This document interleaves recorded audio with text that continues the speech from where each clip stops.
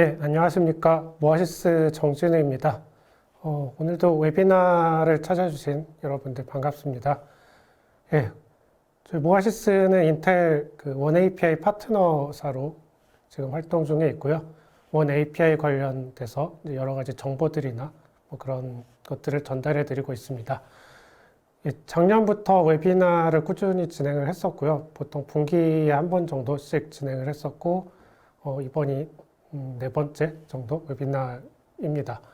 그래서 오늘 진행할 웨비나는 주제가 Leveraging Intel One DNN for AI Workload라고 정했고요.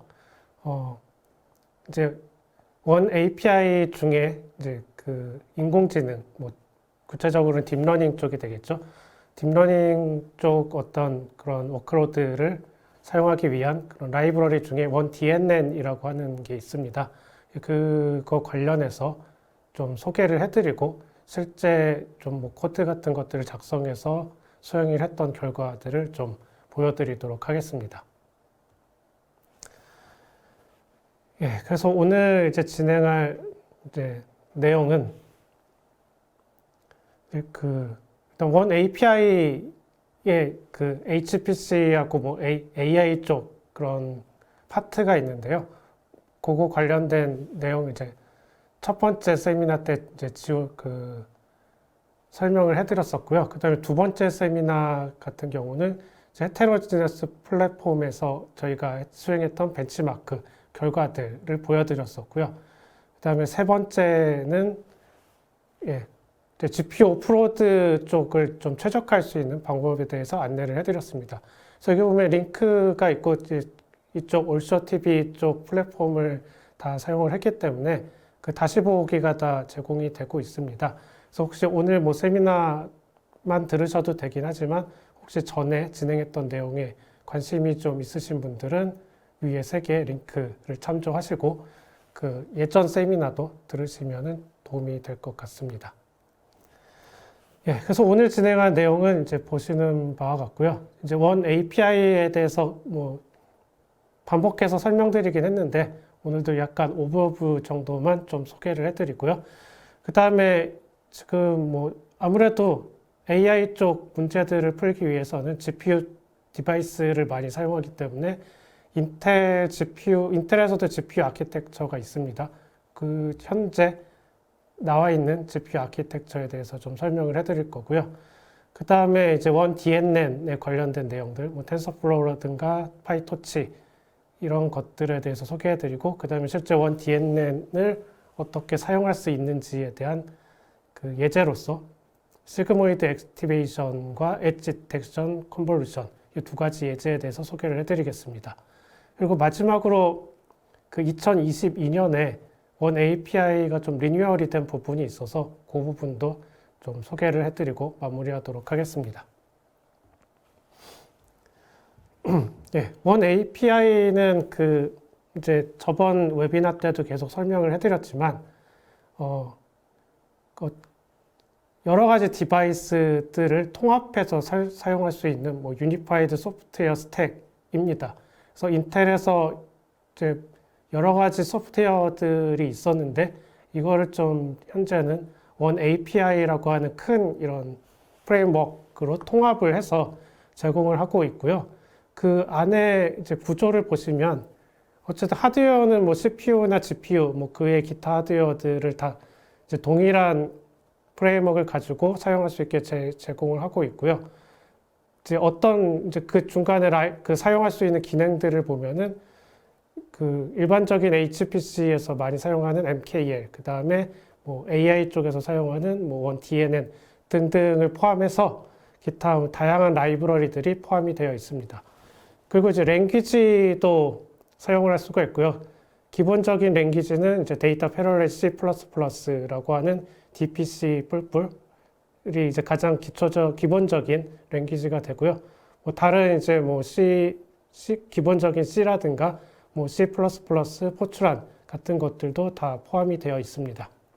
그래서 이런 것들을 사용을 하면 그 이제 윗단에 뭐 파이토치라든가 뭐 뒤에 소개를 또 해드릴 텐데 텐서플로우 같은 그런 어플리케이션을 사용하면서 그 아래쪽에 이제 원 API가 제공하고 있는 이런 라이브러리들을 통해서 조금 더 최적화된 성능을 얻을 수가 있습니다. 예. 그래서 지금 이제 원 API가 이제 2019년부터 그 릴리즈가 되기 시작을 했고요. 지금 이제 2021년을 지나서 2022년이 됐는데 그동안 이제 뭐 좀 다양한 버전이 업그레이드 되면서 또 그 다양한 디바이스를 지원을 할 수 있게 여기 보시는 바와 같이 계속 추가적으로 그 뭐 다른 하드웨어 벤더와 협업을 해서 추가가 되고 있습니다. 예. 그래서 다음 그 원 API는 뭐 이런 식으로 계속 업데이트가 되고 뭐 이런 통합 소프트웨어 스택이라고 아시면 될 것 같고요. 그 다음에 이제 인텔이 뭐 CPU는 이제 과거부터 굉장히 오랫동안 만들어 왔고요. 그 다음에 이제 최근에는 GPU 디바이스도 굉장히 많이 이제 개발을 하고 있습니다. 그래서 이제 그 한 세 가지 정도 GPU 디바이스를 소개를 해드릴 텐데요. 일단 젠9이라는 이제 GPU가 있습니다. 이 젠9이라는 GPU는 이제 카드 타입은 아니고 그 온보드로 되어 있는 GPU 아키텍처라고 보시면 되고요.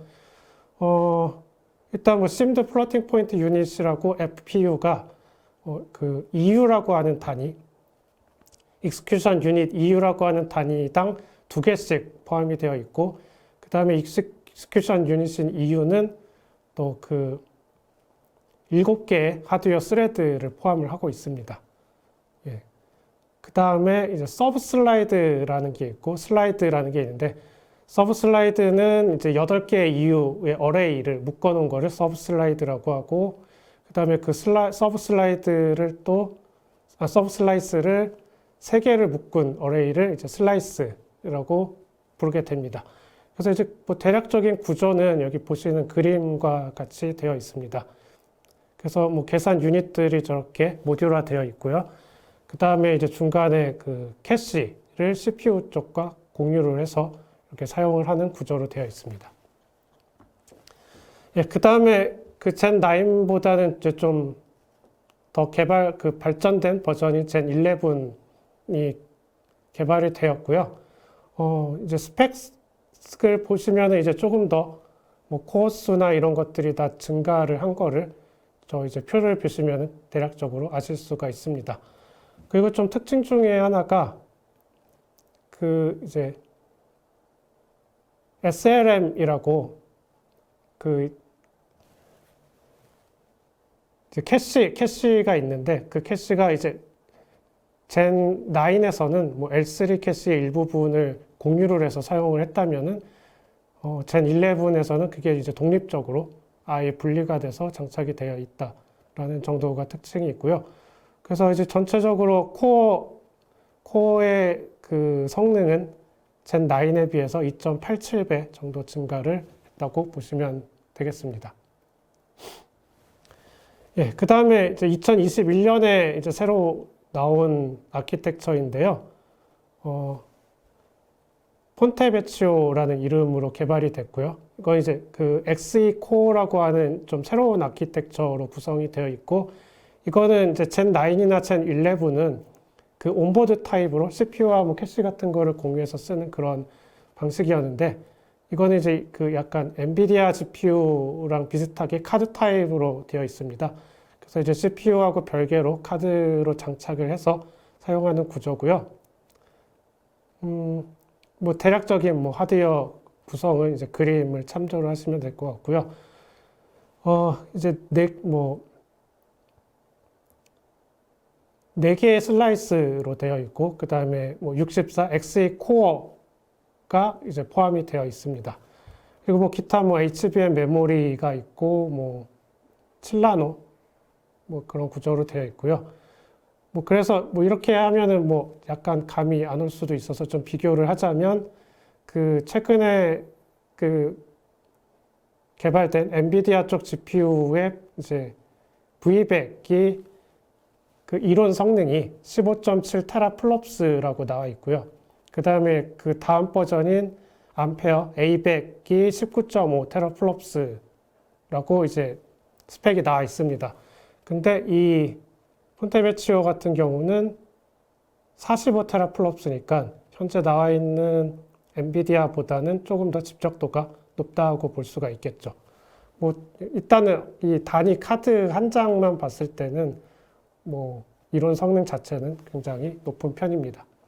그래서 뭐 첫 모델이고요. 앞으로도 뭐 인텔에서 계속 개발을 할 예정으로 알고 있어서 뭐 이제 GPU 쪽도 엔비디아뿐만 아니라 인텔 GPU도 좀 고려를 해보시는 것도 좋을 것 같습니다. 예. 그래서 이런 하드웨어들이 일단 있고요. 오늘 이제 저희가 좀 소개를 해드릴 내용은 이제 AI를 구현할 수 있는 이제 원 API에 들어있는 원 DNN이라는 거를 설명을 좀 소개를 해드릴 건데요.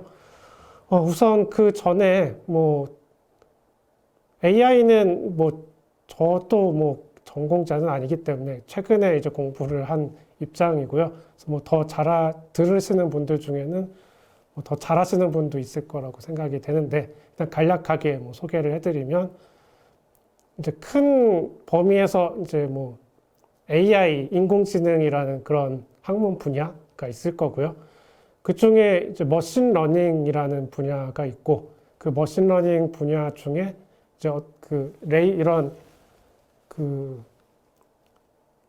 레이어를 가지고 이제 어떤 문제를 풀게 되는 딥러닝이라는 분야가 있습니다. 그래서 딥러닝 같은 경우는 이제 뭐 뉴럴 네트워크의 한 종류인데 결국은 뭐 역사적으로 보면 이제 사람의 뇌를 그 전산 소프트웨어적으로 구현을 한 거라고 볼 수가 있겠죠. 그래서 옆에 이제 뉴런의 그 구조죠. 그래서 뭐 돌기가 두 개가 있는데 한쪽에 수용체가 있고 그게 이제 어떤 화학적인 어떤 반응 조건이 되면 그 반대쪽에 액티베이션이 일어나게 되죠. 그래서 전기 신호가 저렇게 이제 전달이 되면서 뭐 소프트웨어적인 입장으로 보면 연산을 하는 거죠. 그래서 뭐 사람이나 뭐 어떤 동물들이 생각을 할 수가 있게 되는데 그거를 이제 컴퓨터로 저 모델을 비슷하게 수학적으로 구현을 한 거를 딥러닝이라고 보시면 됩니다. 예. 그래서 뭐 대략적인 뭐 구조는 그 아래쪽 그림과 같습니다. 그래서 뭐 인풋 레이어가 있고 중간에 뭐 히든 레이어가 있고 그다음에 최종적으로 이게 액티베이션이 된 값이 어떤지 아웃풋 레이어가 있게 되는 거죠. 그래서 결국은 이게 저 뉴런들이 얽혀 있는 구조를 소프트웨어로 구현을 했다라고 보면 될 것 같습니다. 예, 그래서 이제 저런 이제 딥러닝을 풀기 위한 이제 라이브러리로 이제 원 DNN이 만들어졌는데요. 원 DNN을 이제 사용을 하려면 사실은 그 C++ 기반이기 때문에 뭐 C++를 사용을 하시던가 아니면은 원 API에 들어있는 랭귀지인 데이터 패러렐 C++를 사용을 하시면 됩니다. 근데 이제 기본 AI 쪽 그 커뮤니티에서는 C++를 쓰기도 하지만 좀 파이썬 기반의 기존에 나와 있는 프레임워크들을 사용을 많이 하잖아요. 그래서 그것과 이제 좀 연결을 해서 사용할 수 있는 방법들이 만들어져 있습니다. 그래서 이제 가장 좀 대표적인 그 프레임워크 중에 텐서플로우라는 게 있죠. 텐서플로우는 뭐 구글에서 개발을 한 거고요. 이제 이게 2018년에 텐서플로우가 구동을 할 때 그 인텔의 MKL 라이브러리를 바인딩을 해서 사용을 할 수 있는 텐서플로우 MKL이 개발이 됐고요. 현재는 그게 뭐 이제 통합이 돼서 텐서플로우 1 DNN이라고 보시면 될 것 같고요.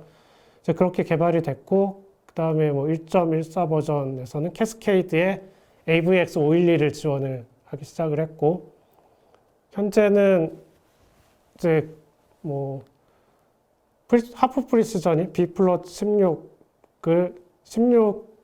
그런 프리시전을 벡터라이즈 할 수 있는 AVX 512 BF16도 제공을 하고 있습니다. 이제 저거는 이제 쿠퍼레이크에서 지원이 되는 거죠.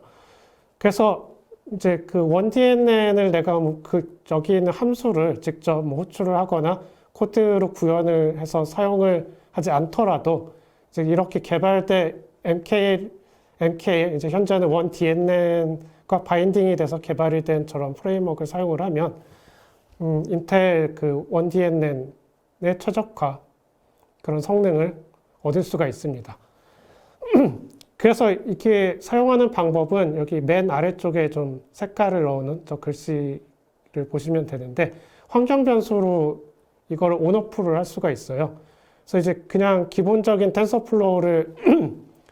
텐서플로우의 기능을 쓰실 때는 저 이제 tf enable onDNN opt 라는 거를 0으로 놓으면 원DNN은 사용하지 않고 그냥 일반 그 텐서플로우의 기능만 사용을 하게 되고요. 저 환경 변수를 1로 바꿔주게 되면은 그 밑단에서 원DNN의 함수들을 이제 사용을 하게 되는 거죠. 자동으로. 그래서 이제 이제 저렇게 포팅이 되어 있는 텐서플로우를 사용을 하면서 저 환경 변수를 1로 세팅을 해주시면은 내가 별다른 뭐 소스 코드의 수정 없이 바로 사용을 하실 수가 있습니다. 예, 그 다음에 이제 방금 좀 소개를 하다가 나온 것 중에 이제 하프 프리시전이라는 말씀을 드렸었는데 보통 그 플로팅 포인트 계산을 할 때 일반적인 계산 과학에서는 그 4바이트를 쓰죠. 4바이트니까 4바이트를 쓰죠. 4바이트니까 이제 비트로 나타내면 32비트가 되는데, 물론 이제 더블 프리시전 같은 경우는 8바이트도 사용을 하지만, 기본 단위가 이제 4바이트잖아요. 그런데 이 딥러닝 쪽 계산을 할 때는 그렇게까지 정확도가 필요하지가 않습니다. 물론 최종 결과는 정확해야 되지만, 중간에 그 뭐 레이어 쪽, 히든 레이어 계산이나 이런 쪽 계산을 할 때는 그렇게까지 프리시전이 높을 그 4바이트까지 쓸 필요가 없기 때문에 보통 그 16비트, 즉 그 하프 프리시전으로 나눠서 계산을 하게 됩니다. 그래서 일반적인 하프 프리시전이라고 하면 뭐 FP16이 되는데요. 그러면 이제 그 저기 두 번째 그림을 보시면은 익스포넨트 부분이 이제 5비트가 되고 뒤에 부동 소수점, 그 소수점 부분이 10비트로 할당이 되는데 이거보다는 이제 좀 딥러닝 쪽에서는 앞에 익스포넨트를 그 32비트와 똑같이 맞추고 뒤쪽 부분을 줄이는 게 더 효과적이라고 알려져 있습니다. 그래서 원DNN에서는 이제 주로 저 B 플러스 16이라고 하는 저 프리시전을 사용을 하고요. 이게 이제 텐서플로우라든가 뭐 파이토치에서도 서포트를 합니다. 그래서 뭐 기본적으로 저 프리시전을 사용을 하면 뭐 당연히 4바이트를 가지고 다 풀 계산을 할 때보다는 성능이 좋겠죠. 예, 그래서 저렇게 좀 스루풋을 늘려서 계산 성능을 좀 올릴 수가 있습니다. 그래서 저게 벡터라이즈까지 지원을 합니다. 현재 인텔의 그 3세대 제온 XeHPC라고 하는 저 버전에서는 AVX512가 그 벡터라이즈잖아요. 벡터라이즈를 제공하는 그 건데 이제 BF16 버전의 벡터라이즈도 지원을 하게 됩니다. 저 아키텍처에서는. 그래서 뭐 좀 옛날 CPU 말고 최근에 CPU를 구매를 하시게 되면은 저 하드웨어적으로도 저 프리시전을 바로 처리를 할 수가 있습니다. 병렬로. 예, 그래서 이거는 뭐 이제 저희가 테스트한 결과는 아니고 이제 인텔에 있는 자료를 가지고 온 건데요. 일단 그 텐서플로우를 가지고 이제 벤치마크를 한 거고 그 이제 첫 번째 그래프부터 보시면은 이게 버전이 이제 두 가지가 있는데 첫 번째 거는 0.6 버전이고 두 번째 게 0.7 버전인데 뭐 좀 성능 차이가 있는 것 같아요. 저 성능 차이는 나중에 나온 게 좀 느리게 나오는데 그 원인은 정확히는 모르겠습니다.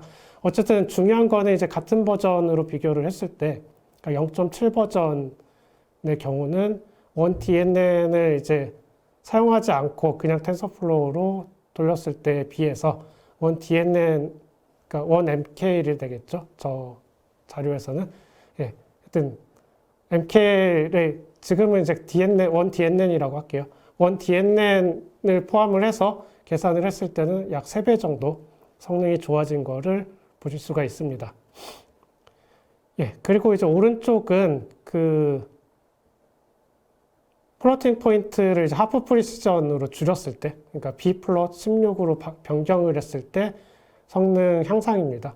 그래서 보시면 1.7배, 1.8배 그 정도씩 그 프리시전을 변경하지 않았을 때에 비해서 성능이 좀 좋아진 거를 확인을 하실 수가 있죠.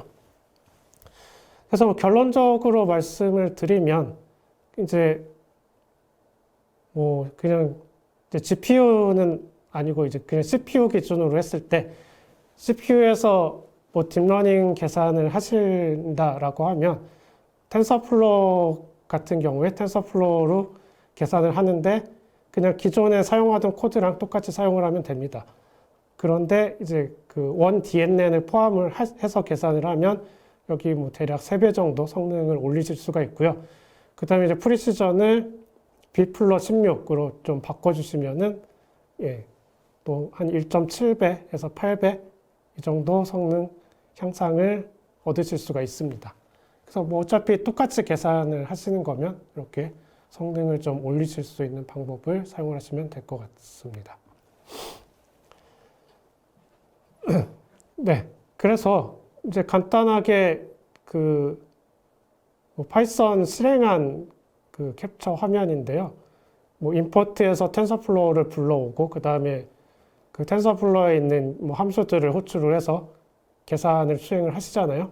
저렇게 똑같이 계산을 하는데 예를 들어 그 이제 쿠다로 포팅이 돼 있는 텐서플로우를 사용하시면 자동으로 저기 엔비디아 GPU 쪽에서 수행이 되잖아요. 그러니까 저기 랜덤 노멀 같은 함수는 CPU 쪽에서 계산을 하고 nn 렐류라고 하는 함수를 실행을 하면 엔비디아 GPU에서 자동으로 실행이 되게 되는데 마찬가지로 이제 인텔 쪽 디바이스에서 저 원 DNN으로 실행을 하시려면은 이제 디바이스라는 함수에서 xpu:0 여러 개 있을 수가 있으니까 저런 식으로 디바이스를 인텔 쪽 디바이스로 선택을 해주시면 그 인텔 디바이스에서 저 렐류라는 함수가 인텔 CPU든 GPU든 인텔 디바이스에서 실행이 되게 됩니다. 그 엔비디아 쪽에서 텐서플로우를 사용하셨던 분들은 거의 동일하게 쓰시면 된다고 보시면 될 것 같아요. 예, 그래서 이제 다양한 결국은 이제 쿠다로 포팅된 걸 쓰시면 어쨌든 엔비디아 GPU만 사용을 하실 수가 있는데 이쪽 이제 원 DNN을 사용을 하시면은 CPU, GPU, FPGA 등등 원 API가 지원하는 하드웨어들은 다 통합해서 사용을 하실 수 있다고 보시면 됩니다. 예, 그 다음에 텐서플로우를 이제 아예 완전히 최적화를 하려면 결국에는 DP-C++이나 시클로 포팅을 해야 되는데 그거는 굉장히 좀 복잡한 작업이기 때문에 아직은 그렇게 포팅이 되지는 않은 상황입니다. 예, 그 다음으로 이제 파이토치에 대해서 설명을 드리겠습니다. 파이토치도 텐서플로우만큼 굉장히 많은 유저들이 사용을 하고 있고요. 이것도 이제 파이썬 기반으로 되어 있기 때문에 파이썬에서 임포트 토치를 해서 그 파이토치에 포함되어 있는 함수들을 호출을 해서 사용을 하시면 되고요. 그 다음에 여기서도 마찬가지로 그 인텔 DL팀이라고 하는 인텔 딥러닝 팀에서 파이토치 IPEX라고 하는 버전을 그 포팅을 했습니다. 그러니까 인텔 익스텐션 버전인 거죠. 그래서 이 인텔 익스텐션 버전은 이제 당연히 원 DNN 커널을 사용을 하게 되고요. 그 다음에 B+16도 서포트를 합니다. 예, 그래서 이 버전의 파이토치를 사용을 하면 저기서도 이제 IPEX.device 뭐 저렇게 넣은 부분이 보이시잖아요. 저런 식으로 해서 디바이스를 설정을 해서 인텔 원 API에서 제공하는 디바이스를 가지고 계산을 수행하실 수가 있습니다.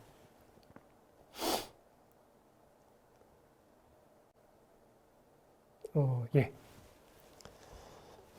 그래서 뭐 기존에 뭐 텐서플로우나 파이토치 같은 거를 사용하셨던 분들은 이렇게 포팅이 되어 있으니까 이런 버전을 가지고 뭐 그냥 별다른 다른 사용법을 익히지 않으셔도 사용이 가능한 걸로 보이고요.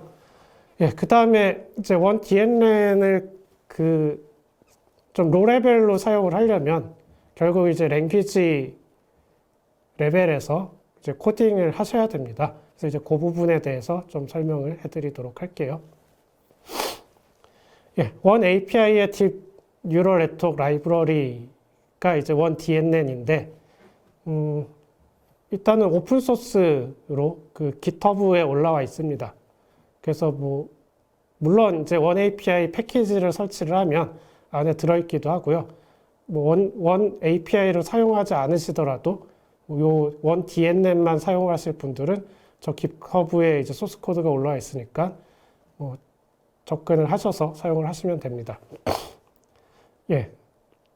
그래서 그 안에 포함되어 있는 내용들은 이제 뭐 로레벨의 어떤 그 프리미티브들을 사용할 수 있게 되어 있고요. 그래서 뭐 컨버전이라든가 풀링, 액티베이션 뭐 이런 기능들이 다 포함이 되어 있습니다.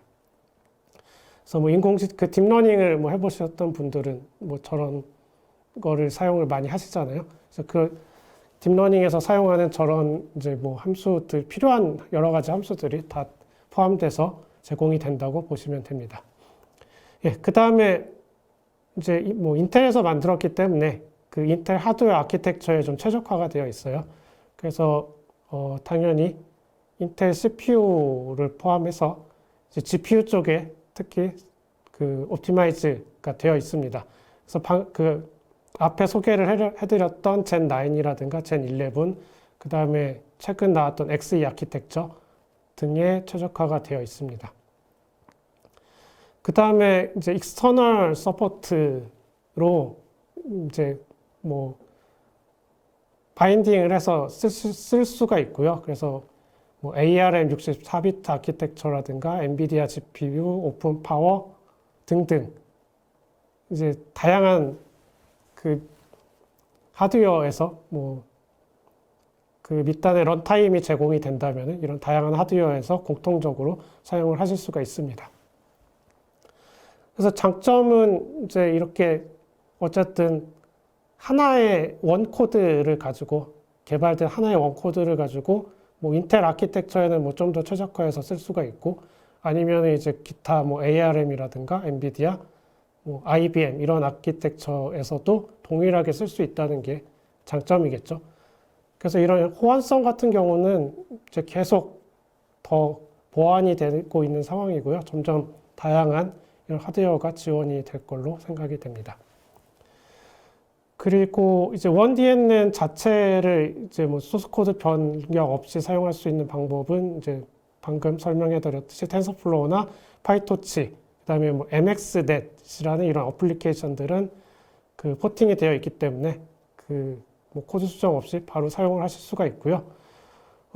그다음에 뭐 오픈 비노 툴킷이나 플래시라이트라고 페이스북에서 나온 저 뭐 어플리케이션, 그다음에 ONNX 런타임, 이거는 마이크로소프트에서 나온 거고요. 그 다음에 매틀랩 딥러닝 툴박스, 이런 이제 다른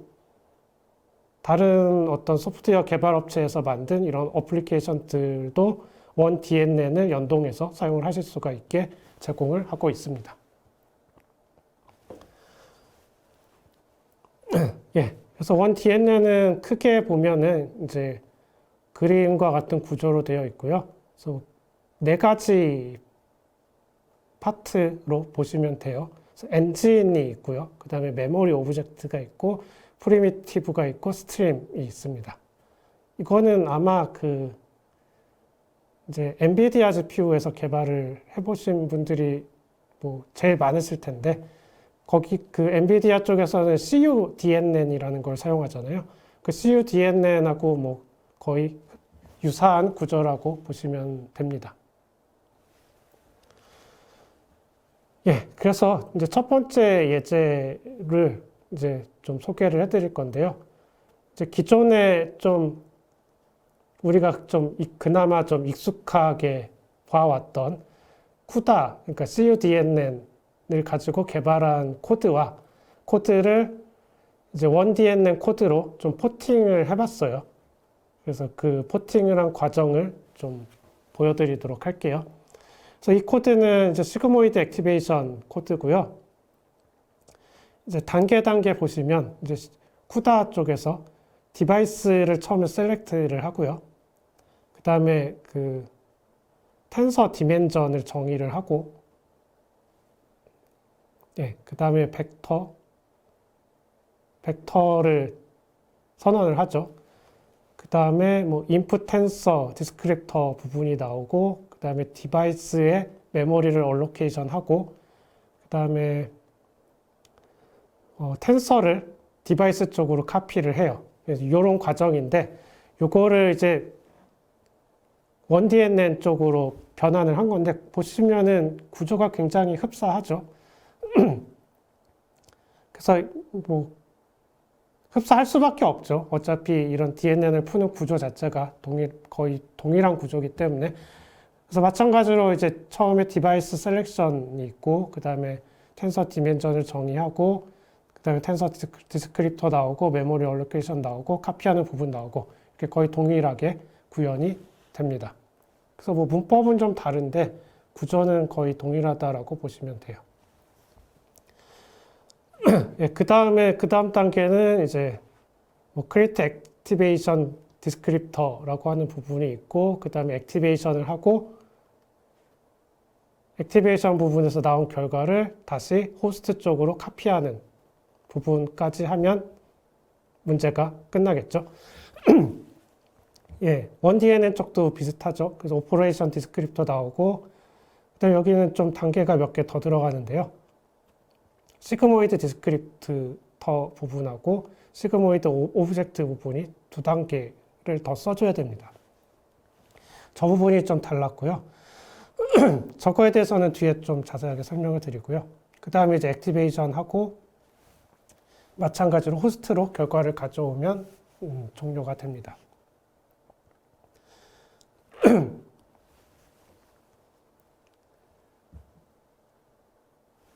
예. 그래서 이제 이런 구조로 되는데, 결국은 이제 뭐 이 문제를 풀기 위해서는 그 텐서 오브젝트를 메모리 쪽에 크리에이션을 시키고, 그 크리에이션 된 오브젝트를 가지고 액티베이션을 시키는 과정이 되겠죠. 근데 이제 이 오브젝트를 만들 때 좀 몇 가지를 정해줘야 돼요. 크게는 이제 두 가지인데, 타입하고 포맷입니다. 타입은 데이터 타입이에요. 그래서 데이터 타입은 프리시전을 뭘 쓸 건지를 정해주는 거라고 보시면 됩니다. 그래서 여기 네 가지가 나와 있죠. F 프로트 32가 있고, 그 다음에 뭐 S8, U8, BF16, F16 이렇게 네 가지가 있는데, 뭐 인텔 쪽 젠 9이나 11에서 최적화해서 쓰시려면은 저기서는 이제 BF16이 제공이 안 되기 때문에 F16이나 F32를 사용하시면 되고요. 그 다음에 XE, 새로 나온 XE 아키텍처 쪽에서는 BF16을 사용을 하실 수가 있습니다. 그 다음에 포맷은 이게 이제 텐서잖아요. 텐서를 이렇게 싼 메모리는 뭐 벡터 구조잖아요. 1차원이죠. 매트릭스를 메모리에 쌓을 때도 이제 행 우선으로 쌓든가 아니면 열 우선으로 쌓던가 그걸 정해가지고 2차원을 결국은 1차원으로 바꿔서 쌓는 거죠. 마찬가지로 텐서 같은 경우는 좀 더 복잡하죠. 그래서 이 텐서라는 구조를 1차원 메모리에 이제 어떤 순서로 쌓을지를 정해줘야 됩니다. 그게 이제 포맷에 해당되고요. 그래서 뭐 NCHW, 뭐 NHWC, CHWN 이런 순서가 다른 구조들이 있는데요. 뭐 그림과 같이 이렇게 좀 차이가 있습니다. 그래서 이거를 내가 정하면은 이 문제를 풀 때는 계속 이거를 맞춰줘야 되겠죠. 계산할 때도. 그래서 이 포맷을 이제 뭐 한 가지로 선택을 해서 정해 주시면 됩니다. 예. 뭐 이런 식으로 이제 메모리 할당을 하게 되는데 이게 이제 DP C++에서 사용을 하기 때문에 결국은 시클이죠. 시클 구조에서 버퍼 메모리로 보통 할당을 하게 됩니다. USM을 쓰면 좋긴 한데 USM은 아직까지는 서포트하고 있지 않아요. 나중에는 지원이 되겠죠. 그래서 현재는 이제 버퍼 메모리로 올라간다고 보시면 돼요. 뭐 이거 관련해서는 이제 앞서 진행했던 웨비나에 DPC 플러스에 대한 또 설명을 해드리는 세미나가 있기 때문에 그거를 또 참고를 하시면 도움이 될 것 같아요. 예, 그래서 이제 실제적으로 원 DNN에서는 이 엘리멘트 와이즈 액티베이션 펑션을 적용하기 위해서 이제 프리미티브 클래스랑 컨스트럭터 메소드 부분을 저렇게 기술을 해주셔야 됩니다. 예, 그래서 보시는 바와 같이 뭐 이제 어떤 문제를 풀 건지, 그 다음에 뭐 카인드랑 알고리즘 정하게 되고요. 그 다음에 밑에 뭐 차례차례 프리미티브 디스크립터랑 forward execute 이런 식으로 순차적으로 실행을 해주시면 됩니다. 그래서 여기서 카인드하고 알고리즘이 있는데요. 예, 카인드 같은 경우에는 이제 뭐 트레이닝을 할 건지, 뭐 인퍼런스를 할 건지, 뭐 그런 것들을 정해주는 부분이고, 알고리즘 같은 경우는 저 이제 왼쪽 하단에 보면은 저게 이제 액티베이션 펑션이잖아요. 딥러닝에서 액티베이션 펑션을 이제 어떤 걸로 정할지, 뭐 그런 거를 선택을 해주시면 됩니다. 그래서 실제 코드는 여기 이제 오른쪽에 있는 코드예요. 그래서 뭐 생각보다는 굉장히 심플하죠. 그래서 내가 이제 필요한 그런 키워드들만 선택을 해서 잘 이렇게 넣어주면은 얘가 알아서 계산을 해줍니다. 그래서 이제 텐서 오브젝트를 처음에 만들어주는 게 중요하고, 그게 만들어졌으면은 뭐 임플레이테이션 자체는 그렇게 어렵지 않게 잘 선택을 몇 가지 그런 것들을 선택을 해서 바로 코드에 적용을 해주시면 됩니다. 예, 그래서 이런 식으로 뭐 코드를 만드실 수가 있습니다. 그래서 뭐 코드를 기존에 뭐 C나 C++ 코드를 뭐 좀 다뤄보신 분들은 그게 어렵지가 않아서 뭐 이렇게 쉽게 사용을 하실 수 있습니다. 예, 그 다음에 이제 예제를 한 가지 더 해봤는데요. 이번에는 이제 엣지 디텍션 컨볼루션이라는 예제입니다. 이것도 딥러닝에서 굉장히 많이 쓰는 그런 예제 중에 하나죠. 예, 여기서는 이제 엣지 디텍션을 하기 위해서는 라플라시안 커널이라는 게 필요하게 되는데요. 예, 그래서 라플라시안 커널을 정의를 해주고요. 그 다음에 이제 얘가 4D 텐서가 필요해요. 이 필터를 만들 때. 그래서 4D 필터를 이제 3333짜리 필터를 정의를 선언을 해주게 되고요. 그 다음에 두 번째가 결국은 이제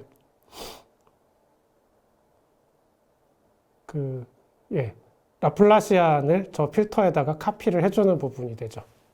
그리고 필터 디스크립터가 나오게 되고요. 그래서 이제 왼쪽이 CUDNN을 갖고 만든 코드고요. 오른쪽이 원DNN을 가지고 만든 코드입니다. 이것도 마찬가지로 뭐 거의 구조는 비슷하죠. 약간 이제 문법이 좀 다르고요. 예, 그 다음에는 이제 크리트 컨볼루션 디스크립터가 들어가고, 그 다음에 크리트 컨볼루션 알고리즘이 들어가게 되고요. 그 다음 이제 쿠다 쪽에서는 1DNN도 거의 비슷한데 컨볼루션 디스크립터랑 컨볼루션 프리미티브 디스크립터가 들어가고, 그 다음에 컨볼루션 오브젝트가 들어가게 됩니다. 예, 뭐 이렇게 보면 좀 복잡해 보이는데, 이제 좀 뜯어 보시면은 이제 그 뒤에 다시 한번 또 설명을 해드릴게요. 그 다음에 이제 그 워크스페이스 사이즈를 결정을 해주게 되고요. 그 다음에 이게 다 결정이 됐으면 이제 컨볼루션을 실제로 실행하는 부분이 나오게 되죠. 1DNN도 마찬가지예요. 워크스페이스 사이즈를 그러니까 이거는 이제 중간에 그 계산을 하기 위해서는 어떤 버퍼 메모리 같은 게 필요하기 때문에 그 워크스페이스를 할당을 해주는 부분이고요. 할당을 한 다음에 그 다음에 컨볼루션을 실행을 해주시면 됩니다. 이게 그 CUDNN 같은 경우는 워크스페이스 사이즈가 필수로 들어가야 되는 걸로 알고 있고요. 1DNN은 저게 알고리즘에 따라서 뭐 필요하기도 하고 안 하기도 하는데요. 기본적으로는 뭐 저렇게 잡아주시면 됩니다.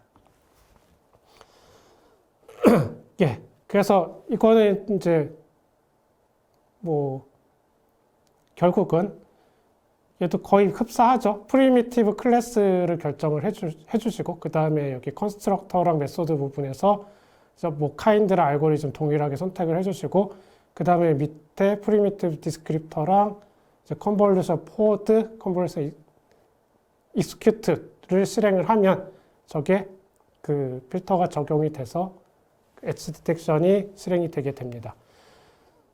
마찬가지로 저 카인드 부분에서는 이제 뭐 포워드 트레이닝을 할 건지 인퍼런스를 할 건지 뭐 이거를 선택을 해주시면 되고요. 알고리즘 부분에서는 그다음에 뭐 오토, 뭐 다이렉트 뭐 이런 것들이 있는데요. 이제 요거는 이제 그 엣지 디텍션 컨볼루션을 할 때 이제 어떤 방법을 쓸 건지에 대해서 선택을 해주시는 부분입니다.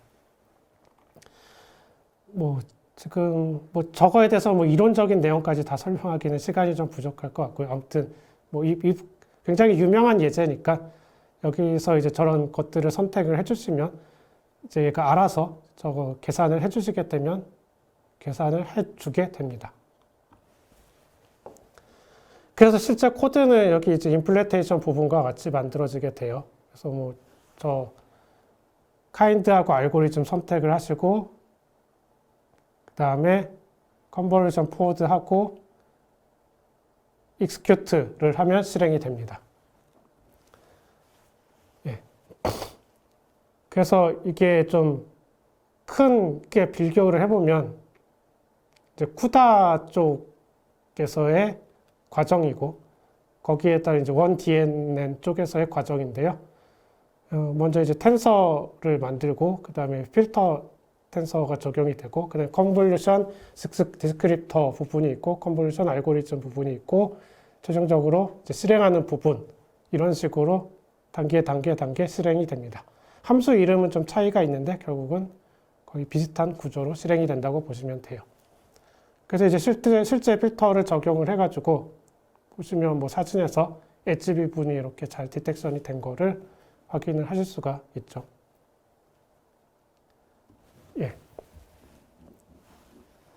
그래서 이제 원래는 이제 이게 뭐 쿠다 쪽에서 만든 성능하고 1DNN으로 만든 성능을 좀 비교를 해보면 좋긴 하는데 이건 너무 간단한 예제이기 때문에 뭐 거의 0.1초도 안 걸리는 시간이 걸려서 두 개의 성능 비교는 좀 무의미할 것 같고요. 이제 1DNN의 성능이 이제 좀 어느 정도 나오는지 좀 간접적으로 좀 비교를 해보기 위해서 벤치마크 툴을 좀 사용을 해봤습니다. 그 이제 프리미티브 벤치마크라고 해서 원 API를 설치를 하시면 그 안에 이제 들어있어요. 1DNN 쪽에. 그래서 그 벤치마크 툴 자체가 들어있고요. 그 툴 이름이 이제 벤치 DNN이라는 거고요. 저 벤치 DNN을 그냥 설치를 하셔서 실행을 하시면 되는데, 저기 이제 뭐 옵션만 넣어주시면 돼요. 그래서 뭐 GPU를 어떤 걸 쓸 건지랑 뭐 알고리즘 어떤 거를 할 건지 등등 여기 나오는 부분을 저게 옵션으로 넣어주셔서 실행을 하면 얘가 자동으로 벤치마크를 실행을 해줍니다. 그래서 벤치마크를 실행을 하고 결과가 이제 끝나게 되면은 뭐 리턴을 해주게 되는데, 리턴은 뭐 패스, 스킵드, 페일드, 리스티드 뭐 이런 것들이 있어요. 근데 뭐 제대로 테스트가 됐으면 패스가 뜨면 되겠죠. 예, 그래서 이걸로 저희 또 이제 그 엔비디아 GPU가 장착된 머신에서 좀 테스트를 해봤습니다. 그래서 저희가 테스트한 머신은 그 이제 CPU, 그러니까 엔비디아 GPU가 장착된 서버고요. 이제 당연히 CPU도 있어요. CPU 모델은 제온 골드 5217이라는 모델인데 그 캐스케이드 레이크라고 보시면 되고요. 그리고 엔비디아 GPU는 V100이 장착이 되어 있는 노드에서 테스트를 진행을 했습니다. 예, 그래서 저 이제 벤치 DNN을 실행을 한 결과고요. 그냥 단순하게 CPU 쪽 성능하고 저 엔비디아 GPU 쪽 성능을 비교를 해봤습니다. 그래서 뭐 지금 이제 8개 정도 문제를 비교를 했는데 뭐 거의 성능 차이가 없는 것도 있었고요. 굉장히 뭐 한 몇십 배 이렇게 성능 차이가 나는 것도 보입니다. 예, 10배 이상 몇십 배 나는 것도 있고 좀 별로 안 나는 것도 있는데요. 하여튼 이런 식으로 이제 GPU나 CPU 쪽에서 다 원 DNN을 가지고 이렇게 실행을 할 수 있습니다. 그래서 보면 인텔 CPU에서도 실행을 할 수가 있었고요. 그 다음에 엔비디아 GPU 쪽은 저기 이제 아래 링크가 있는데요. 원 DNN에서 이제 엔비디아 GPU 카드를 사용하기 위한 그 백핸드가 있어요. 그 백핸드를 저기서 가져다가 설치를 한 다음에 그러면 이제 원 API에서 그 엔비디아 GPU 카드를 쓸 수가 있습니다. 이제 그런 방법을 가지고 사용을 했습니다. 그래서 이제 두 개가 잘 실행이 되는 거를 볼 수가 있고요. 뭐 CPU하고 GPU의 성능 차이는 뭐 대략 이 정도 난다고 보시면 될 것 같습니다.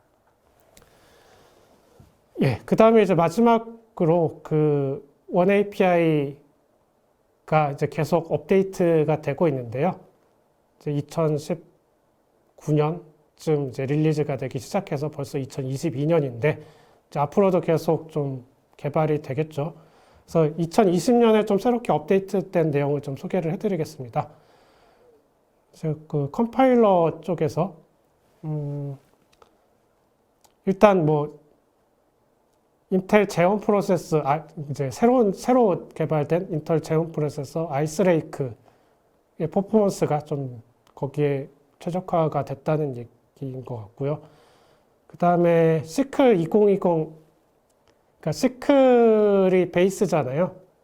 그 DPC 풀풀을 사용해서 원 API를 사용하려면 그게 이제 시클 기반인데 시클의 이제 최신 피처 그 기능들을 포함을 해서 적용을 했다라는 얘기입니다. 그 다음에 오픈MP 같은 경우도 지금 5.0, 5.1 버전 오픈MP도 계속 추가로 개발이 되고 있잖아요. 그 스탠다드가 계속 개발이 되는데 5.0하고 5.1 피처가 C하고 C++에 적용이 돼서 사용을 할 수가 있게 되었습니다. 그리고 이제 비주얼 스튜디오 2022 버전에서 가져다가 쓸 수 있게 제공하는 기능이 들어갔고요.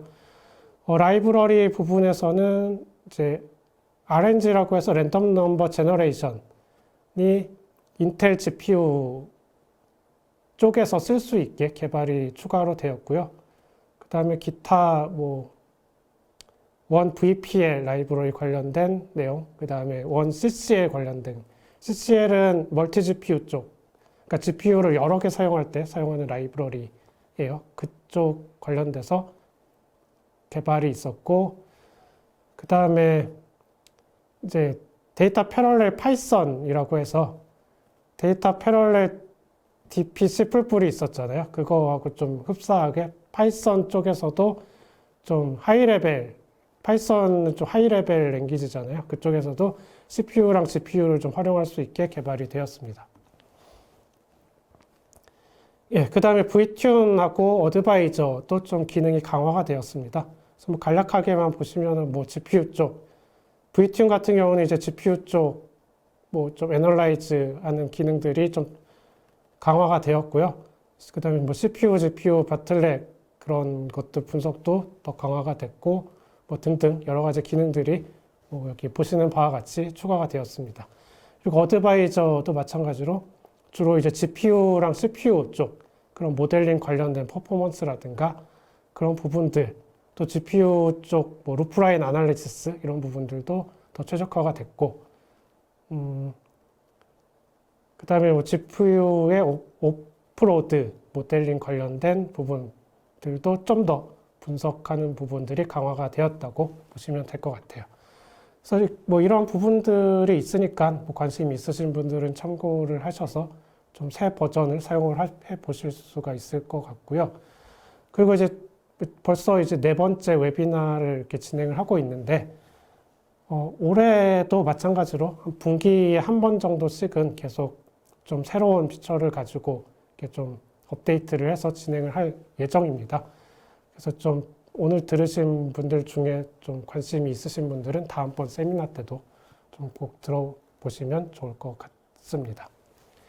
예, 그래서 마지막으로 정리를 하면, 예, 일단 그 원DNN에 대해서 설명을 드렸고요. 그래서 그냥 인텔 하드웨어 쪽에서 좀 퍼포먼스를 이끌어내기 위한 방법으로 B+16을 쓰거나 아니면은 원DNN을 그 텐서플로우나 파이토치에서 가져다가 쓸 수 있는 방법을 적용을 해서 성능 향상을 할 수 있는 방법을 안내를 해드렸고요. 그 다음에 실제로 이제 원DNN을 좀 로레벨, 코드 레벨에서 만들 수 있는 예제 2가지 정도를 설명을 해드렸죠. 그래서 과거에 많이 쓰시던 cuDNN하고 원DNN이 어떤 차이가 있는지, 어떤 부분이 좀 비슷한지에 대해서 소개를 해드렸었고요. 그 다음에 원 API 뭐 2022 버전에서 새롭게 좀 강화된 부분에 대해서 간략하게 소개를 해드렸습니다. 예, 그래서 세미나 내용은 이제 이 정도로 마무리를 하면 될 것 같고요. 마지막으로 이제 뭐 코드 마이그레이션이나 이런 딥러닝 관련된 뭐 포팅 이런 컨설트도 모아시스에서 좀 진행을 하려고 계속 이제 진행을 하고 있습니다. 그래서 혹시 관심 있는 분들은 여기 이메일로 연락을 주시면 좋겠습니다. 예, 그래서 긴 시간 들어주셔서 감사하고요. 그 질문은 그 실시간 채팅에 아마 계속 올리셨을 걸로 알고 있는데 그 실시간으로 답변을 간단한 것들은 해드렸을 거고요. 혹시나 뭐 시간 제약상 답변이 안 된 부분들은 추후에 그 등록하신 이메일로 또 추가 답변을 드리거나 그런 식으로 좀 추가 답변을 제공을 해드리도록 하겠습니다. 예, 그러면은 지금까지 들어주셔서 감사하고요. 오늘 웨비나는 여기서 마치도록 하겠습니다. 예, 감사합니다.